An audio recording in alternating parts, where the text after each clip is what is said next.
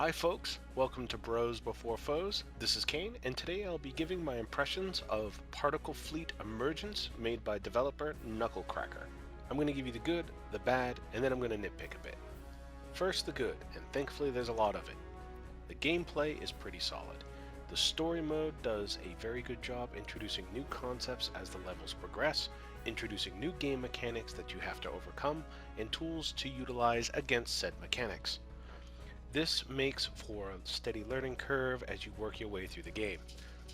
Controlling your ships is simple, and there is very little need for any micromanagement. The action can get a bit frantic at times at the start of each level, but quite frankly that's when the gameplay is at its best. The relatively simple aesthetic of the game further serves the gameplay by making it very clear at a glance what is going on, despite the screen getting fairly busy. It's not the prettiest game out there, I'll give it that, but it gets the job done and it conveys what I need to know very clearly. In particular, I like the mechanic that involves you losing your corporate HQ. If you lose that ship, it warps out and you can't bring it back in the level for about another 20 seconds.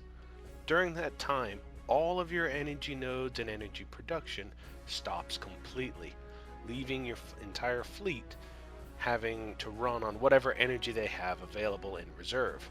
And for most ships, that means they're going to run out of energy completely within a few seconds if they're in heavy combat.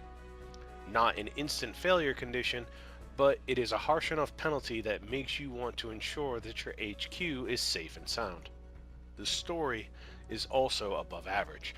The basic premise is that you control a corporation that is going into a restricted area of space for wealth and riches that they believe that they can find in some mythical place.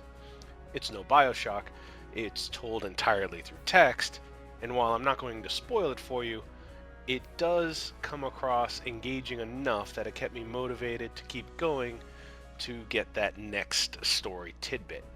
The stock ship designs are on the whole pretty great. Most ships serve a particular purpose, being a gunboat or a long-range artillery or maybe even a supply ship.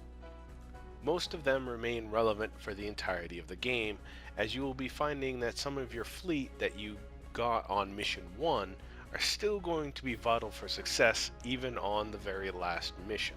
Speaking of ships, you get to customize your own ships and take them into any mission you want, including the story missions. Now, bear in mind that the game is balanced around the stock loadout, so you could possibly bring a ship that's far too powerful or a bit too weak than what that level's power output can handle.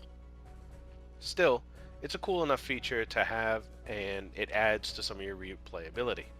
The game comes stock with 25 missions, 16 of them story, 9 of them standalone. In addition to that, you get a random level generator and an exchange that allows you to download new maps created by other players. Given that the stock maps are pretty good and they're of decent length, the game more than has enough content right out of the box to justify a $15 price tag. Now for the bad. Not every ship remains useful in your fleet. There are several ships that get outpaced extremely quickly and essentially don't really contribute enough to warrant building them.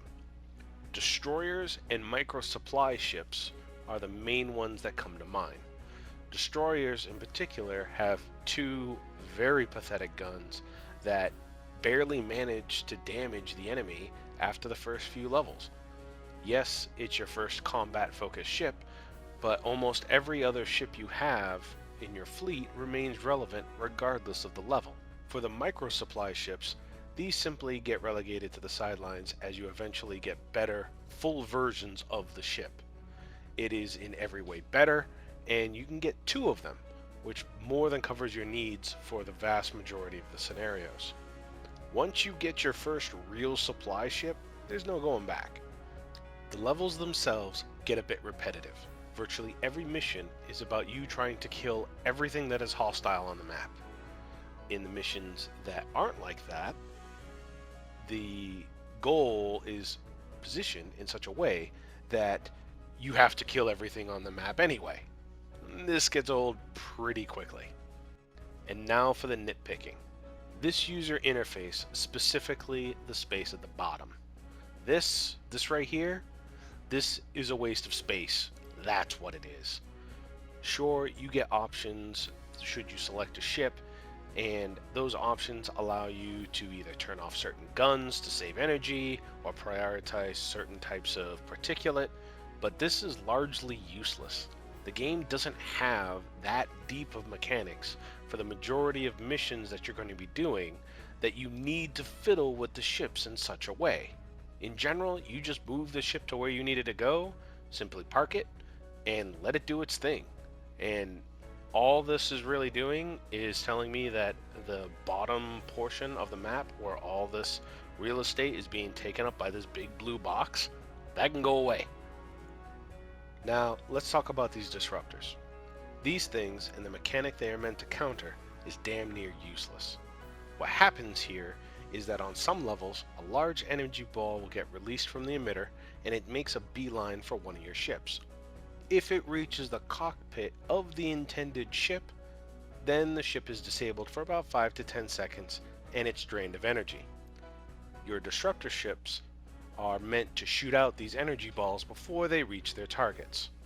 And that's it. The problem is that these disabling energy balls simply don't have enough teeth to them.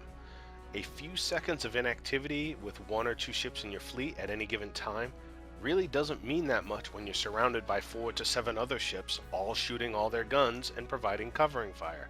There is simply no real consequence most of the time if you fail to stop these disabling energy balls. Overall, I thought this game was good and worth the price of admission. It's not the strongest game in this indie developer's lineup, but it is a solid entry and leagues better than most indie titles. And there you have it, folks. This is Particle Fleet Emergence, going for around $15 at the time of this recording. If you have enjoyed this video and found it helpful, please like, comment, or subscribe. This is Caine from Bros Before Foes. Have a good one.